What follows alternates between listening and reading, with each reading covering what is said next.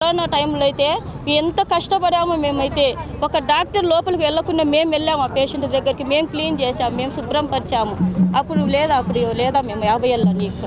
గవర్నమెంట్కు ఇప్పుడు వీళ్ళు వచ్చినాంచే 50 ఏళ్ళు అని తొలగిస్తున్నారు ప్రతి గవర్నమెంట్ ఆఫీసర్స్ 62 పెంచారు ఇప్పుడు మాకెందుకు 50 ఏళ్ళకి మేము వయసు తగ్గిపోయిందా మేము చేయలేమా ఇప్పుడు మా బిడ్డలు ఎదుగొచ్చారు మా బిడ్డలు మా కాడికి వీళ్ళు వచ్చినాంచి అనేక కష్టాలు పెడుతున్నారు మమ్మల్ని బాధ పెడుతున్నారు మా ఇంట్లో మా భర్తలు సరిగా ఉంటే ఈ కష్టానికి ఈ వ్యవస్థకు మేము వస్తామా మేము సాక్కునే దానికి మా బిడ్డల కోసం మా దొడ్లు గడుగుతాం దొడ్డు గడిగేలకు వయసు అవసరమా చదువు అవసరమా ఎన్ని హింసలు పెడుతున్నారంటే వీళ్ళు వచ్చినాంచి అన్ని హింసలు పెడుతున్నారు వాళ్ళ కాంట్రాక్ట్ మాకు రద్దు చేయాలి వచ్చిన యజమానం ఎవరు సూపర్వైజర్లు వచ్చినా ఎవరు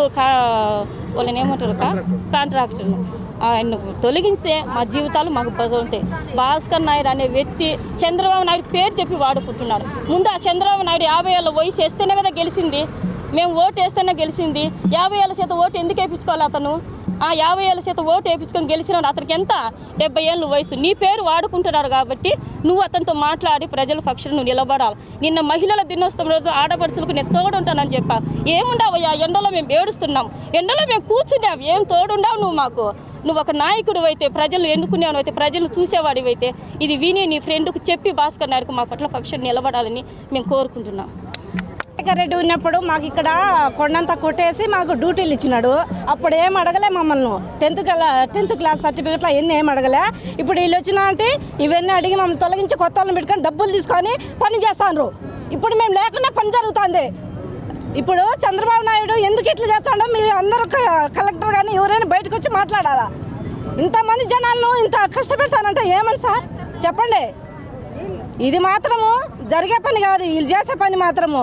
ఇప్పుడు అంతా మందిని 200 మందిని దించి పని చేపిస్తాను మేము ఇక్కడికి వచ్చినా లోపల పని జరుగుతుంది మేము ఎండగాలికి కష్టపడి రాళ్ళెత్తి రెప్పలెప్పి అన్ని చేసినాము జగను 16,000 జీతం ఇచ్చి మమ్మల్ని మళ్ళీ పెంచి పెట్టినాడు 5వ తేదీ జగను వాళ్ళ నాయన మాకందరికి ఇంతమంది జనాలకు మేలు చేసినాడు ఈయన వచ్చినా అంటే మా మేలంతా అందరినీ కడుపులు కొడతాడు మేము ఒప్పుకునేది లేదు సార్ నువ్వేదో ఒకటి నిర్ణయం తీసుకొని భాస్కర్ నాయుడు ఏదో ఒక నిర్ణయం తీసుకొని మాకు ఏదో ఒకటి చెప్పిన దాకా మేము కొనసాగిస్తూనే ఉంటాం అది మా ప్రాణాల పైన ఓకే సార్